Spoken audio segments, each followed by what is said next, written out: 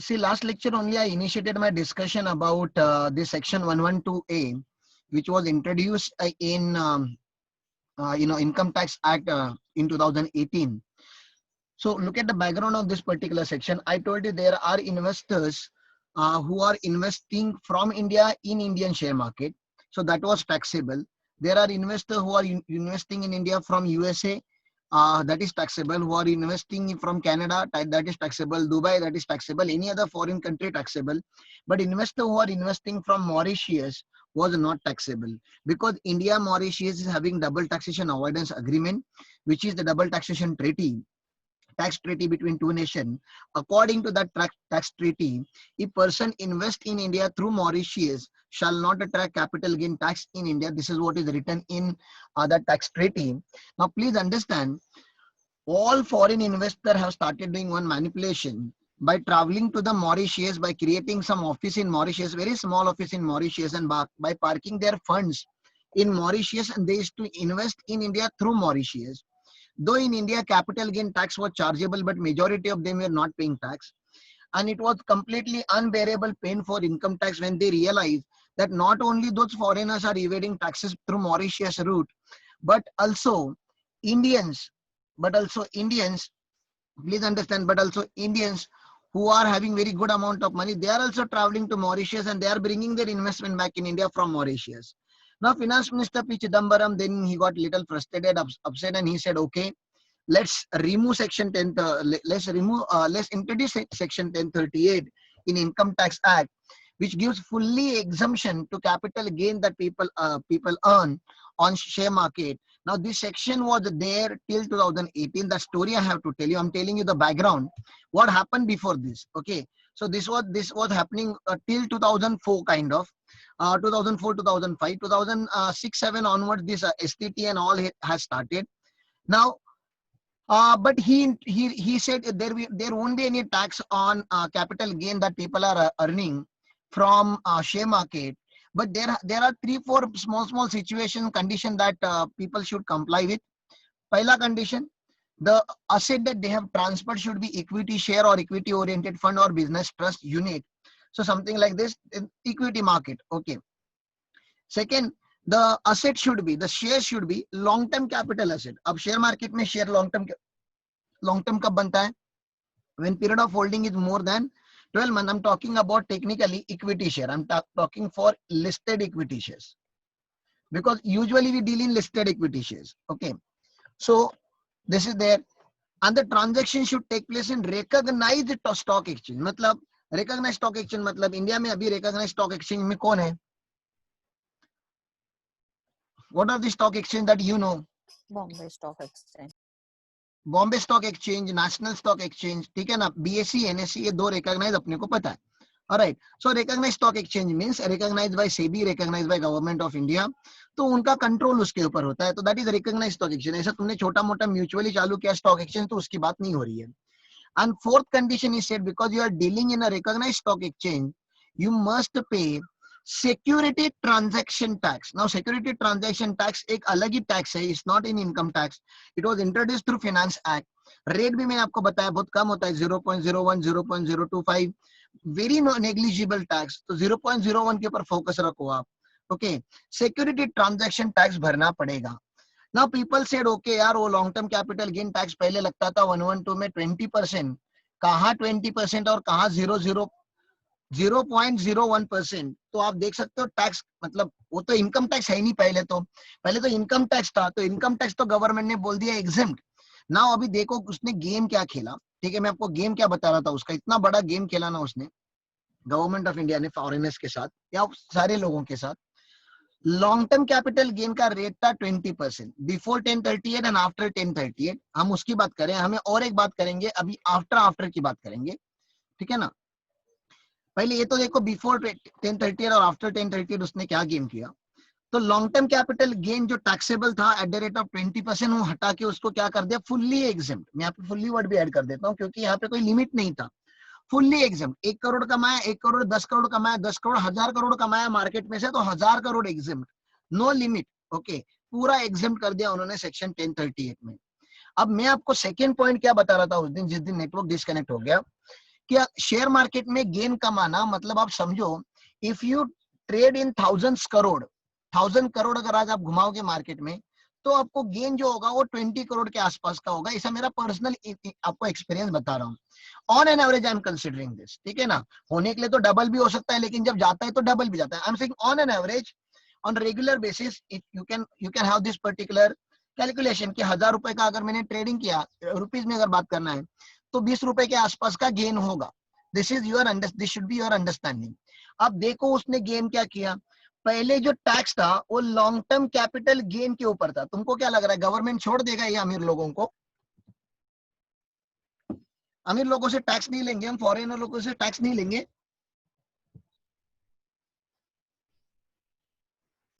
लेंगे। लेंगे ना, लेकिन कुछ और बोल के लिया। देखो पहले क्या होता था, पहले ये 20 रुपीज पे वो लोग टैक्स भरते थे, क्योंकि long term capital gain taxable था। Security transaction tax was on transaction value. ओहो, टीवी पे लगा दिया उन्होंने। Security transaction tax transaction value पे लगा दिया। ट्रांजैक्शन वैल्यू का 0.01% समझते हो? मतलब पहले जो टैक्स था वो 20 रुपीज पे था, लेकिन अभी जो टैक्स है वो 1000 रुपए पे आ गया। प्लीज अंडरस्टैंड, उन्होंने टैक्स रेट कम किया। They have reduced the tax rate, tax rate उन्होंने कम किया, बिल्कुल कम किया। लेकिन उन्होंने टैक्स बेस बढ़ा दिया। अरे तुमको ये पॉइंट समझ रहा है कि मैं क्या बता रहा हूँ? रेट उन्होंने कम कर दिया। वो देखो, हम फॉरेनर से बोल के टैक्स ले या इनकम टैक्स बोल के टैक्स ले, कैपिटल गेन बोल के टैक्स ले, हमें तो टैक्स से लेना देना है ना यार। तो उन्होंने क्या बोला, वो कैपिटल गेन टैक्स आपको ना वो एग्जाम चाहिए था ना, वो कर दिया हमने, वो पूरा एग्जाम, ठीक है ना। मार्केट में आपको कैपिटल गेन टैक्स भरना ही नहीं है। लेकिन सर आपको मार्केट में कैपिटल गेन टैक्स नहीं भरना, इसका ये मतलब थोड़ी ना कि कोई टैक्स नहीं भरना है। आप मार्केट में ट्रांजेक्शन कर रहे हो तो ट्रांजेक्शन टैक्स तो भरना पड़ेगा। चलो आपको ये ठीक है, ये बता देता हूँ। मुझे आप लोगों की प्रोबेबिलिटी बता दो। आपको क्या लगता है कि अगर आपने 100 ट्रांजैक्शन एग्जीक्यूट किया मार्केट में, 100 ट्रांजैक्शन एग्जीक्यूट किए, आज अगर आपने 100 शेयर लिए हैं, तो आपको क्या लगता है 100 के 100 शेयर्स आपको प्रॉफिट दे देंगे? आपने 100 ट्रांजैक्शन किया मार्केट में, पकड़ लो। What do you think, all 100 transaction will give you gain?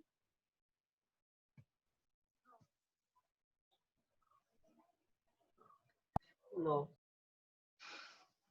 Okay, chat box में भी नो आ रहा है बहुत सारे लोगों का। Very good, very good. जो मेरा भी अंडरस्टैंडिंग है, majority transaction will turn into losses, minority transaction 10%, 5%, 20% transaction, तो 5% to 20% transaction will give you gain. So what used to happen earlier, please understand, 100 transaction में के 5 या 20, मतलब इस रेंज में 5 ट्रांजैक्शन टू 20 ट्रांजैक्शन के गेन के ऊपर ही टैक्स था। देखो कैपिटल गेन तो टैक्स तभी लगेगा जब गेन होगा, लेकिन अभी जो सिक्योरिटी ट्रांजैक्शन टैक्स है वो ऑल ट्रांजैक्शन के ऊपर लग रहा है। ओहो हो, ऑल ट्रांजैक्शन मतलब 100 के 100 ट्रांजैक्शन पे लग रहा है। मतलब security transaction tax will be applied irrespective whether you are earning gain or you are losing your money in losses। क्योंकि हमने गेन के ऊपर टैक्स किया नहीं है, हमने तो ट्रांजैक्शन के ऊपर टैक्स किया हुआ है। आप समझ रहे हो मैं क्या बता रहा हूं?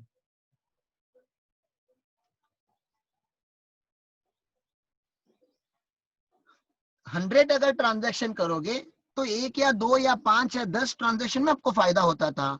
पहले कैपिटल गेन वो उन्हीं ट्रांजैक्शन के ऊपर लगता था जहां पे गेन होता था। अभी उन्होंने सिक्योरिटी ट्रांजैक्शन टैक्स बोला। ट्रांजैक्शन तो ट्रांजैक्शन होता है ना भैया, आपको गेन हो रहा है कि लॉस हो रहा है वो आपका प्रॉब्लम है, ट्रांजैक्शन टैक्स तो भरना पड़ेगा। Can I go ahead with this point? Yes. Okay, चलो आगे चलता हूं। Yes. फोर्थ पॉइंट, ठीक है ना, fourth point, capital gain tax कौन भरता है, ट्रांसफरर या ट्रांसफरी? सिया पानी देना। ट्रांसफर। कैपिटल गेन टैक्स कौन भरता है, ट्रांसफरर या ट्रांसफरी? ट्रांसफर। Transferor, seller. आप समझ रहे ना, long term capital gain tax जो था वो ट्रांसफरर भरता था खाली। मुझे एक बात बताओ, सिक्योरिटी ट्रांजैक्शन टैक्स कौन कौन भरेगा, ट्रांजैक्शन कौन कर रहा है?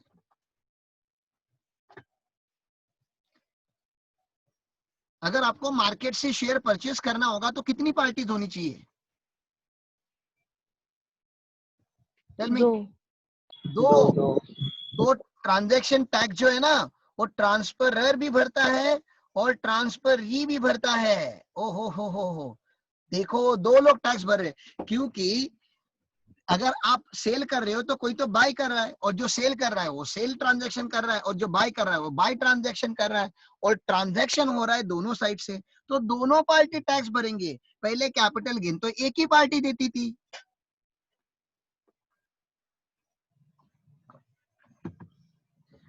चलो और आगे चलता हूं। अब मेरी एक बात समझो, एकदम सिंपल क्वेश्चन पूछ रहा हूं। अगर मेरे सीए फर्म के बिजनेस में अगर लॉस होता है तो can I set it of against? बारिश आया क्या? Thank God. बिना बारिश के अंदर भीग रहा हूं मैं, इतना गर्म हुआ है। अभी थोड़ा हल्का सा बारिश चालू हो गया, दैट्स अ रिलीफ नाउ। मतलब आप समझ रहे हो इंसान की मेंटालिटी कितनी फास्ट चेंज होती है। 2-3 दिन पहले हमारे पास रेन वाज अ प्रॉब्लम, अभी सनलाइट इज अ प्रॉब्लम। पूरा फीलिंग ओवन में बैठने का। थैंक्स।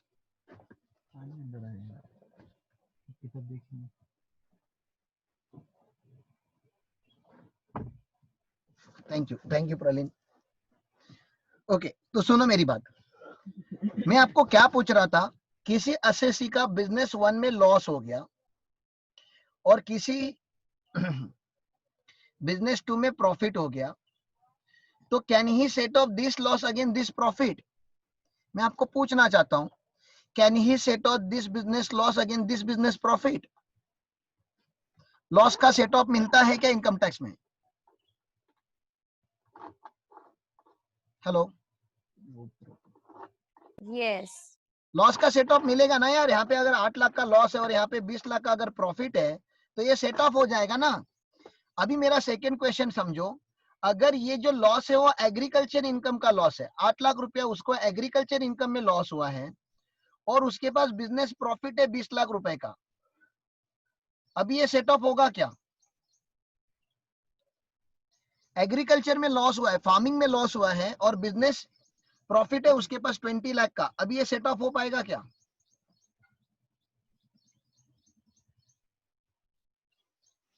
बोलो, सोच के बोलो। क्या एग्रीकल्चर सोर्स का loss normal taxable business profit के सामने सेट ऑफ हो सकता है? बोलो। नो। नहीं। आपको मैं set of and carry forward में डिटेल में पढ़ाऊंगा ऐसा क्यों होता है, लेकिन इतना समझो, जो एग्जेम्प्ट सोर्सेस होते हैं ना, एग्जेम्प्ट सोर्सेस, उनके लॉसेस का सेट ऑफ नहीं Carry forward. कैरी फॉरवर्ड भी नहीं होता। ताई क्या करोगे कैरी फॉरवर्ड करके? एग्रीकल्चर के ऊपर टैक्स है क्या? एग्रीकल्चर के ऊपर टैक्स है क्या, मुझे बोलो। नहीं। अगर प्रॉफिट नहीं। होता तो गवर्नमेंट टैक्स नहीं लेता, तो लॉस हो रहा है तो गवर्नमेंट आपको सेट ऑफ कैसे देगा ना? आप अगर कवर होते हो, आपके सोर्स के ऊपर टैक्सेशन है, तो set of and carry forward की प्रोविजंस आपको मिलती है। तो मुझे आपको एकदम सिंपल सेंटेंस क्या बताना था, जो सोर्स एग्जेम्प्ट होता है उसके लॉसेस का ना ही सेट ऑफ मिलता है ना ही कैरी फॉरवर्ड मिलता है, उसका कोई बेनिफिट नहीं है, वो लॉस इग्नोर करना पड़ता है। अब मुझे एक बात बताओ, before section 1038 long term capital gain was taxable in the market में लोग दो टाइप के होते हैं, प्रॉफिट कमाने वाले लोग भी होते हैं, लॉस कमाने वाले लोग भी होते हैं। इनफैक्ट लॉस कमाने वाले लोगों की जो प्रोबेबिलिटी हो ज्यादा है, क्वांटिटी जो है ज्यादा है, तो पहले वो सारे के सारे लोग सेट ऑफ ले लेते थे। अरे तुम समझने का ट्राई करो, पहले क्योंकि long term capital gain taxable था तो they used to take set off those losses. अब long term capital gain exempt हो गया 1038 में, गवर्नमेंट ने सेक्शन 1038 में long term capital gain fully exempt किया है। अब अगर शेयर मार्केट में अगर उनको लॉस होता तो क्या वो सेट ऑफ ले पाते? बोलो। नहीं। नहीं. तो समझ रहा है, अभी मार्केट में उन्होंने एग्जेम्प्ट कर दिया, तो मैं आपको पांचवा बेनिफिट आपका छीन ले रहा हूं यहाँ पे, नो सेट ऑफ लॉसेस। यहाँ पे लॉस का सेट ऑफ नहीं मिलता। आप समझ रहे हो, गवर्नमेंट ने उनको एग्जेम्प्ट बोल बोल के वो गेम खेला है आप लोगों ने कभी, आप लोगों को पता होगा, ठीक है ना, आप लोगों ने पक्का खेला होगा, अपन वो लालबाग परेड के लोग है ना, हम लोगों ने पक्का ये गेम खेला होगा। वो पता है कुछ तो अपन लोग आगे क्वेश्चन पर या पता नहीं क्या बोलते हैं उसको, ऐसे हाथ पकड़ता है किसी की तो, और फिर उसको हम लोग कंफ्यूज करने के लिए ऐसे ऊपर से ऐसे पाउडर डालने का एक्टिंग करते हैं, फिर इधर से मार देते हैं, याद है आपको, उसको सामने वाले को बचाना होता है अपना। क्या बोलते हैं इस गेम? पाउडर नहीं, पानी पानी हाँ पानी पानी डालेंगे। सा, पानी वगैरह डाले, पानी डालेंगे, पानी एक्शन ऐसे यहाँ से एक्शन करेंगे लेकिन मारेंगे यहाँ से। अब समझ रहे हो, वो बेचारे को उसके पास दो ही ऑप्शन होता है, या तो ऊपर या तो नीचे, ऊपर या तो नीचे, ऐसे करना होता है, ठीक है ना। ये गेम का नाम क्या है पता है आप लोगों को? मैं भूल गया, खेला तो था।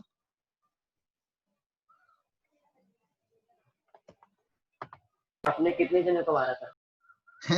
स्कूल में खेलते थे रे, अभी क्या उसमें काउंटिंग थोड़ी ना, क्या है उसका कोई रिकॉर्ड नहीं, बहुत जन को मारा है।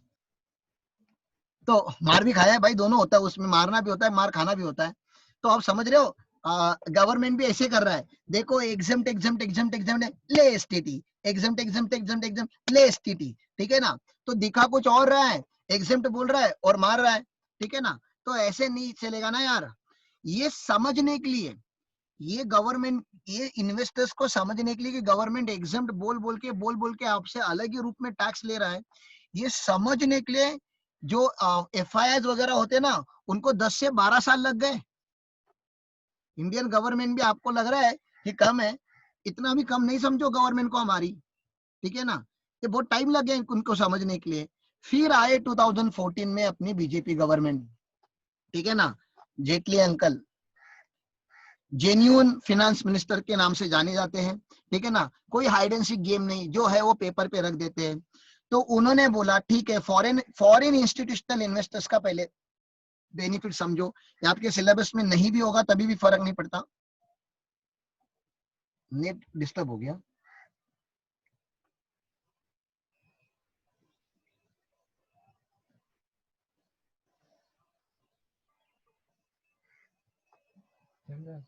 चल रहा है आपका वीडियो सब दिख रहा है। ओके।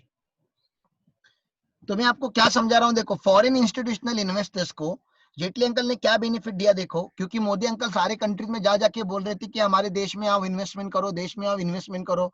उन्होंने बोला सालों तुम लोग दिखाते हो ऐसे ऐसे एग्जाम्प्ट एग्जाम्प्ट एग्जाम्प्ट हो और मारते हो ऐसे एसटीटी करके, ये कैसे चलेगा सर। तो उन्होंने बोला ठीक है, एफआईआई जो फॉरेन इंस्टीट्यूशनल इन्वेस्टर होते हैं, जो फॉरेन करेंसी में इंडिया में इन्वेस्ट करेंगे, उनके लिए हम लोग क्या बनाएंगे पता है, आईएफएससी बनाएंगे, international financial service centres, IFSC बनाएंगे, इंटरनेशनल फाइनेंशियल सर्विस सेंटर्स। ऐसा गांधीनगर गुजरात में एक लगा दिया है उन्होंने। ये एक ऐसा सेंटर है, पकड़ लो, इंडिया में, जिसके अंदर शेयर मार्केट के ब्रोकर्स बैठे रहते हैं, ठीक है ना। अगर आप इनके थ्रू इंडिया में इन्वेस्ट करोगे, मतलब आईएफएससी के थ्रू इंडिया में इन्वेस्ट करोगे, तो आपको एसटीटी नहीं भरना है। Okay, there is no STT, आपको एसटीटी नहीं भरना है। ऐसा पहला अमेंडमेंट आ गया, ये तो क्लियर है। फॉरेनर्स के लिए क्या बेनिफिट लाया वो क्लियर है। लेकिन कभी ये, जब भी आप आईएफएससी से इन्वेस्ट करोगे, अब आईएफएससी से इन्वेस्ट करोगे तो गवर्नमेंट के अपने उसके कुछ टर्म्स एंड कंडीशन होते हैं, ऐसा ओपन एंडेड नहीं होता, ये काम का नहीं है, अपने सिलेबस में शायद नहीं है, इसलिए मैं पढ़ा नहीं रहा, क्योंकि इंटरनेशनल टैक्सेशन का पार्ट होता है, ठीक है। आगे चलू, पहला बेनिफिट तो हमने फॉरेनर को दे दिया बीजेपी गवर्नमेंट ने। आगे चलू, can I go ahead? Sir ये ओनली फॉरेनर्स को ये बेनिफिट है कि वो फॉरेन करेंसी में इन्वेस्ट करेगा तो फॉरेन एसटीटी नहीं करेंसी में फॉरेन कंट्री से इन्वेस्ट होना चाहिए। There are a lot of condition, not only that they can't choose their shares, उसके कुछ, उसका कुछ नोटिफिकेशन आता है, उतनी ही शेयर्स में इन्वेस्ट होगा। तो there are hundreds of condition, okay, we should not enter into that because it's a part of international taxation and that's not there in our syllabus. I just wanted to refer that there are benefit given to foreigner first. पहले हमने foreigner को benefit दे दिया कि भैया अगर तुम limit में रह के हमारे कायदे कानून को फॉलो करके हमें बता के ट्रांसपेरेंट रह के अगर आप आईएफएससी के थ्रू हमने नोटिफाई किए हुए इन्वेस्टमेंट्स में इन्वेस्ट करोगे तो आपके ऊपर एसटीटी नहीं लगेगा। ऐसे कुछ कंडीशंस है और वहां पे इन्वेस्टमेंट्स वगैरह के क्राइटेरिया बहुत ज्यादा होंगे, इतना हमको अंदर जाने की जरूरत नहीं है। So allow me to go forward. Second benefit, ठीक है ना, 1038 का उन्होंने प्रेजेंटेशन दिया 2018 में। अब डेट याद रखनी है आप लोगों को, ठीक है ना, डेट बहुत याद है यहाँ पे। जब कांग्रेस गवर्नमेंट थी तो बजट जो था ना, बजट ईयर का बजट अपना, जहाँ पे बजट डिस्कस होता है, फाइनेंस बिल हम जिसे बोलते हैं, that is to discuss on the last working day of the Feb. Last day of the Feb पे वो आता था यूजुअली, ठीक है ना। लेकिन जब से बीजेपी गवर्नमेंट आई है, दे अंडरस्टूड कि ये बजट अप्रूव करने के लिए ज्यादा टाइम लगता है, अपोजिशन पार्टी वाले ज्यादा जल्दी अप्रूवल नहीं देते, डिबेट कभी कभी लंबा चलता है लोकसभा में, बजट सेशन बोलते हैं उसे। तो दे थॉट कि ज्यादा टाइम होना चाहिए हमारे पास बजट को डिस्कस करने के लिए, and we should be prepared well before April. तो हमें क्या करना चाहिए, बजट को ना फर्स्ट फेब पे लाना चाहिए। तो they started taking budget as on first Feb. तो मैं बात कर रहा हूँ जिस दिन की ना, वो दिन भी आपको याद रखना है, फर्स्ट फेब 2018 की बात कर रहा हूँ मैं, क्योंकि मैं फिनांस एक्ट 2018 की बात कर रहा हूँ। ये सब अभी से सब कुछ अभी तक का जितना भी मैंने पढ़ा है ना, वो इग्नोर भी किया होगा आप लोगों ने, कुछ स्टूडेंट पाशा वगैरह जैसे लेट आए हुए हैं, अभी तक जितना मैंने बताया शायद आपने इग्नोर भी किया होगा, चलेगा, लेकिन अभी से जो चालू हो रहा है that you can not ignore. ये दिन है जब इस सेक्शन को डिलीट किया गया, ठीक है ना। सेक्शन 1038 को विड्रॉ किया गया। क्यों विड्रॉ किया गया, उन्होंने एक डेटा दिया कि इंडिया में सेक्शन 1038 के थ्रू कैपिटल गेन एग्जेम्प्ट होता है। आपको पता है गवर्नमेंट ऑफ इंडिया ने 58 लाख करोड़ का टैक्स रेवेन्यू इसकी वजह से लॉस किया है, सेक्शन 1038 की वजह से, एक साल में। This is the data of 1 year. उन्होंने बोला इतना बड़ा हमारा लॉस हुआ है क्योंकि हमने शेयर मार्केट के गेन को सेक्शन 1038 में exempt किया हुआ है। तो I propose here to delete exemption given under section 1038. Tell me, is it a positive news for share market or negative news for the share market? जो capital gain exam था share market का, long term capital gain, उसको withdraw किया गया, positive या negative? Hello. और STT नहीं हटाया, एसटीटी तो चलते ही रहेगा। ऐसे नहीं कि एग्जम्पशन विड्रॉ किया और फिर टैक्सेशन लाया पुराना वाला, नहीं भाई, पुराना वाला फिर से लाया, मतलब पहले जो कैपिटल गेन टैक्स होता था वो अभी फिर से टैक्सेबल होगा। और एसटीटी तो चलता ही है ना, क्योंकि एसटीटी तो ट्रांजैक्शन टैक्स है, तो एसटीटी हमने नहीं हटाया, हमने 1038 हटाया, एग्जम्पशन जो था लॉन्ग टर्म कैपिटल गेन को, दैट वी हैव रिमूव्ड। ये तुम लोगों को ये समझना। मुझे ये बात बताओ ना, अगर तुम इन्वेस्टर होते, तुमने बचपन से लेके अभी तक शेयर मार्केट में पैसे लगाए हुए हैं, क्योंकि तुम्हें पता है शेयर मार्केट में जो पैसे आएंगे मैं कमाऊंगा गेन, वो एग्जेम्प्ट है, और आज फाइनेंस मिनिस्टर आके 2018 में बोल रहे हैं नहीं हमने देखो ना इतना हमारा इतना लॉस हो गया यार, ये ऐसा लॉस हर साल नहीं होना चाहिए। तो हमने अभी क्या किया है, long term capital gain on listed shares, ठीक है ना, लिस्टेड सिक्योरिटीज की बात कर रहा हूं मैं टेक्निकली, लिस्टेड शेयर टैक्सेबल।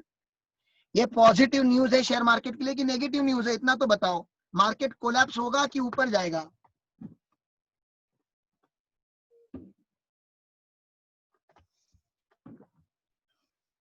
तुम लोग मेरी आवाज सुन पा रहे हो क्या? नेगेटिव। प्राची का यहाँ पे आ गया, अर्चिता भी बता रही है नेगेटिव। नेगेटिव न्यूज है ना, पहले कोई टैक्सेबल था, अभी वो पहले कुछ एग्जाम था, अभी वो टैक्सेबल हो गया, तो इससे negative news for the market. So market started crashing down, and I was watching this budget session, and that time I was also a very good amount of investor in the share market, so I was standing in the front of TV like a Shaktiman by holding my this breast, ठीक है ना।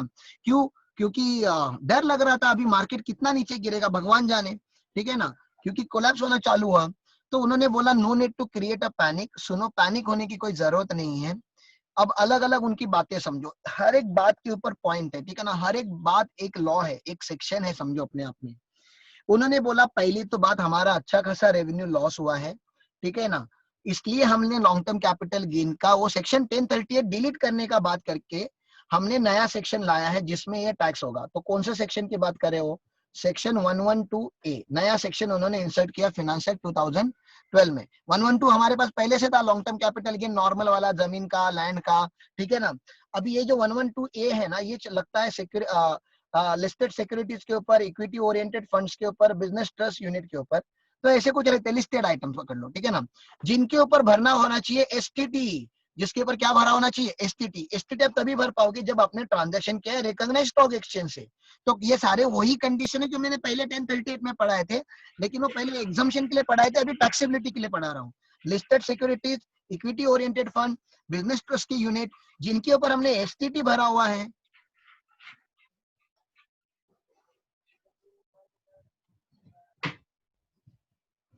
जिनके ऊपर हमने STT भरा हुआ है, जो रिकॉग्नाइज्ड स्टॉक एक्सचेंज पे ट्रेड हुए हैं, और जो लॉन्ग टर्म नेचर में है, जो लॉन्ग टर्म कैपिटल एसेट्स है, प्लीज अंडरस्टैंड, जो लॉन्ग टर्म है, शॉर्ट टर्म को ये बेनिफिट नहीं दिया, जो लॉन्ग टर्म कैपिटल एसेट्स है उनके ऊपर ये बात हो रही है। प्लीज अंडरस्टैंड, इसको हमने क्या करके रखा, यहाँ पे हमने क्या करके रखा, टैक्सेबल किया। अब जैसे उन्होंने टैक्सेबल बोला, ठीक है ना, टैक्सेबल बोला, वो भी at the rate of 10%, special tax rate लाया उन्होंने। सर 10% ही क्यों लाया? लॉन्ग टर्म का नॉर्मल का रेट कितना है मुझे बताओ, लॉन्ग टर्म कैपिटल गेन का नॉर्मल रेट कितना है, जल्दी बोलो। 20%। 20%।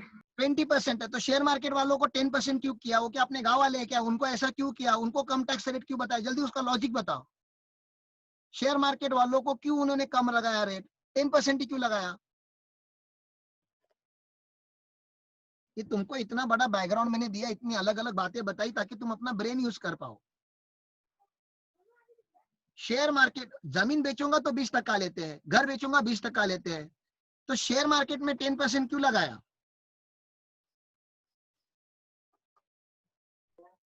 एसटीटी पेड किया इसलिए। हाँ बाबा, उसने पहले से ही एक टैक्स भर दिया ना, ट्रांजैक्शन के ऊपर भी तो टैक्स भरा है उसने।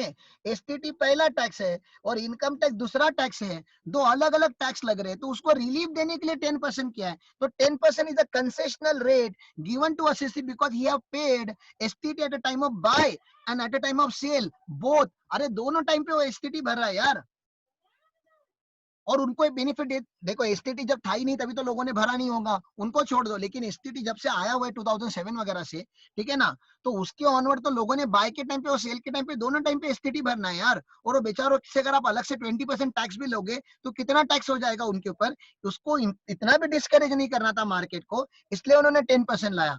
10% भी तो नंबर होता है भाई, 10% भी तो टैक्स होता है। तो मैं तो टेंशन में आ गया, क्योंकि मेरे जैसे शेयर होल्डर ना 30,000 का 40,000 का इन्वेस्टमेंट करते हैं, तो हमें 1,000 रुपए का 2,000 रुपए का गेन होता है मार्केट में। ईयर ऑन ईयर बेसिस पे मुझे अभी आजकल इतना ही मिलता है, क्योंकि पहले 5-6 लाख लगाया था, फिर वो इन्वेस्टमेंट करके लॉस हो गया, अभी कुछ 30-40,000 के ऊपर आया हुआ है। तो अभी मैंने वो सब इंट्राडे, वो ऑप्शंस फ्यूचर्स वगैरह करना बंद कर दिया टाइमिंग, ठीक है ना, क्योंकि वो अपने को समझता नहीं ज्यादा, ठीक है ना, समझता है लेकिन फिर उसके लिए डेडिकेटेड रीडिंग करना पड़ता है। सुबह अपनी पीसफुली में लेक्चर नहीं ले पाता। अगर मार्केट अभी मेरा अगर फ्यूचर एंड ऑप्शन में पैसे लगाया होता ना, तो मेरा कंटिन्यूसली इधर ऐसा ध्यान होता, मार्केट नाच रहा होता, मैं इधर नाच रहा होता, ठीक है ना।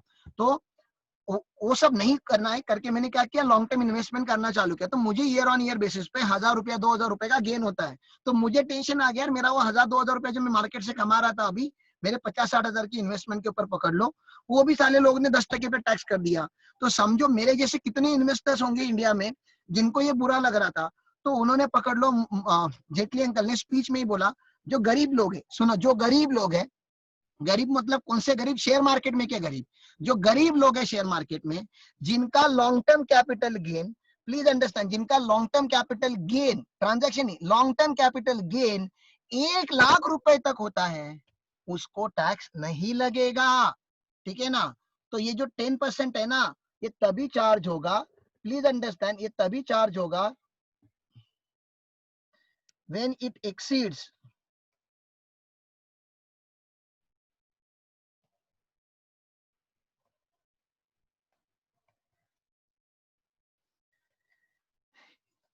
रुपीज 1 लाख। 1 लाख रुपए के ऊपर जाएगा long term capital gain. Long term capital gain अगर 1 लाख रुपए के ऊपर जाएगा तो ही टैक्स होगा। मतलब मैंने 20,000 कमाए, 25,000 कमाए तो टैक्स नहीं होगा। अच्छा मुझे बताओ, अगर मैंने 3 लाख रुपए का गेन कमाए तो कितना टैक्स होगा?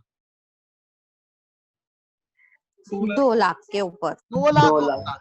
1 लाख रुपए तक तो टैक्स होना ही नहीं है, वो आप कोई भी रहे, ठीक है ना। कंडीशन नहीं है 1 लाख, थ्रेशोल्ड लिमिट नहीं कि 1 लाख के नीचे होगा तो नो टैक्स, 1 लाख के ऊपर होगा तो पूरा टैक्स, नहीं नहीं, up to 1 lakh no tax, exceeding 1 lakh there will be tax. तो 1,80,000 अगर आपका गेन होता है तो 80,000 ही टैक्स होगा, वो भी 10% पे ही। तो रेट आपको समझा होगा। चलो ठीक है, फिर आपको मैं एक बात बता देता हूँ, आप लोग शायद पैदा हुए हो 2000 या उसके रेंज में, मतलब 1998 में, तो 1990s के बाद के आप लोग हो, ठीक है, इतना तो पक्का है। पकड़ लो 2000 या 2001 के आसपास आप पैदा हुए हो, आपके फर्स्ट बर्थडे हुआ है, जिसपे आपके बापू ने, ठीक है ना, जहां पे आपके बापू ने पकड़ लो 2 लाख रुपया खर्चा किया बर्थडे पे, मान लो नहीं किया होगा मुझे पता है, लेकिन मान लो कि 2 लाख रुपया खर्चा किया। अब 2 लाख रुपए की बात समझो क्या है। अगर आपके बापू ने आपके बर्थडे पे 2 लाख रुपया खर्चा नहीं किया होता, वो होता ना नेम सेरेमनी वगैरह, बर्थडे फर्स्ट बर्थडे अलग अलग, मतलब ना ये लोग अभी पटेली लेकर आए हैं। ये मीटिंग एंड होने वाला है, ठीक है ना, मुझे नया स्टार्ट करना पड़ेगा। लेस देन 1 मिनट दिखा रहा है। I will discuss this thing in new meeting only. You have to give me 10 minutes because वो प्रोसेस होके फिर रिस्टार्ट होता है। वीडियो सेव होगा फिर स्टार्ट होगा। Okay okay